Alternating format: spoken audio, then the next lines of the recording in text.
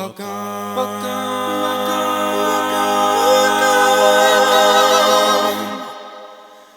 to 50 Shades of Shuttle with Ida Levin. There's Cecil flashing away like an 80s children's television presenter, standing at the school gates. Oh, look at that. How's it, Sis? Hello, my darling. Listen, stop waggling your switch or it will drop off, my dear. I'm ready for you, Bubula. I'm ready to rock and roll. How are things in Cape Town, by the way? Okay. Stunning. Shall we go? Hello, everybody, and welcome to episode 11 of Ida Levin's 50 Shades of Shuttle, the podcast that puts the Duracell in life's rabbit. I would like to firstly apologize to all my fans that I did not make an episode last week. Well, as you know, Sylvie was ill and I was exhausted having to look after her. You know, I was thinking of taking a mini break to Greece, but unfortunately I am not related to Boris Johnson, so unfortunately I was not allowed to. Now, I am very pleased though to announce that Sylvie is finally out of isolation. She took a test and she is officially post-COVID. They were actually doing a special offer on tests, 3 for the price of 2. So I can confirm that Sylvie is not pregnant and she doesn't have chlamydia. But now I can relax and get back to my normal beauty regime. Oh, you know, I felt so lost without having my faithful fluffer in the wings, ready to sort out any rug disasters or makeup mishaps. It isn't as easy being me as you might think, you know. Now it's back to business as usual, and you no longer have to adjust your screens because I am HD ready.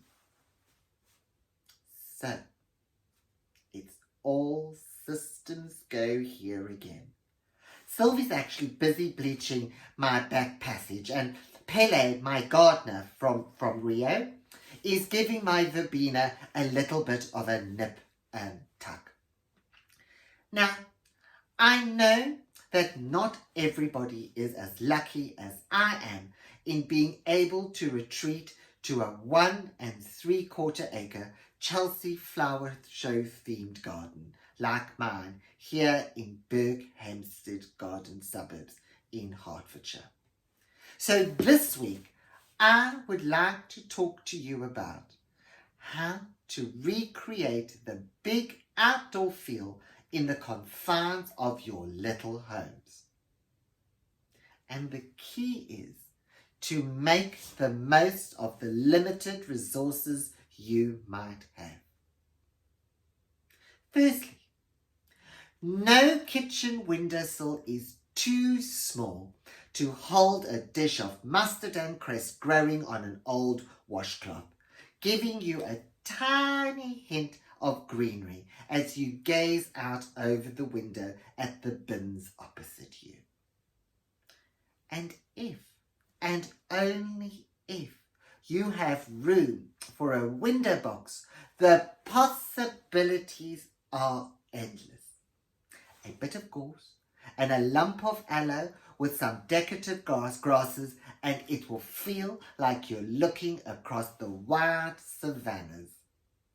And if the next door cat stops to do its business on it, well, it's double for luck, because it might make you feel like you on safari in the Kruger National Park. The commercial side, of course, not the Sabi side. I have always been very good with greenery, you know.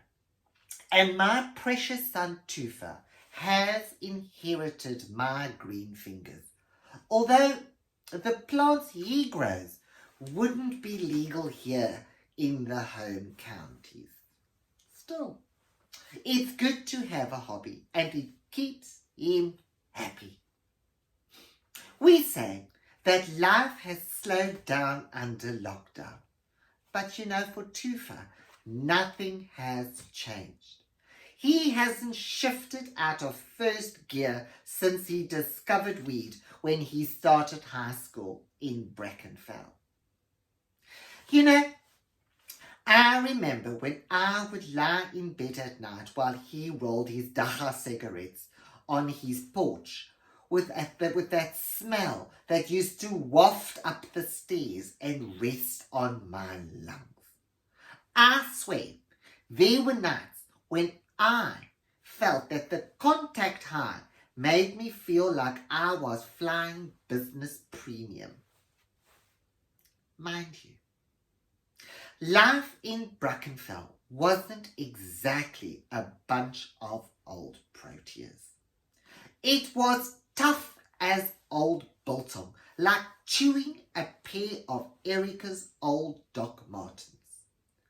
And we needed something to take our minds off our circumstances there. Though, of course, this special wafting was sometimes very, very necessary. We lived in a tiny 2-bedroomed hovel with an avocado bathroom where the wardrobes weren't even walk-in or even built-in. They were just done in. We swam in a porta pool in the summer and in the cellar when the rains came. We couldn't even afford decent foundations. In fact, the house was practically mobile. During the floods of 1987, we moved from 17 Rivonia Road to number 23, taking the house and all our possessions with us. In order to make ends meet, I had to get a job as a secretary. But thank God for British American tobaccos. I had all the necessary qualifications, 30 words a minute and 20 fags an hour. But life was hard on 2,000 rand a month, which was about £100 in those days. I couldn't even afford to wear decent clothing. I had to wear polyester. I even made the net curtains move when I walked past them. Like that. And because I worked in a smoking environment, I was declared a health hazard. I had hit rock bottom. But I always believed that if I kept my fingers crossed and my options open, eventually my luck would change. And of course, that's what happened when I met my Cecil. But of course, you know that all already. And talking about Cecil, for God's sake, there he is, flashing away at me again, which means, ladies and gentlemen, it's time for me to stop. So from me, goodbye everybody, and see you next week for episode 12 of Ida Levin's 50 Shades of Shatel, when I will be looking at recent American history and saying to Donald Trump that orange is not the new black. Ceci, my darling, you can pull the plug now, my dear. I'm done. I'm very done. Thanks, my love. Sylvs? Susie? Sylvie? You can put the kettle on, huh?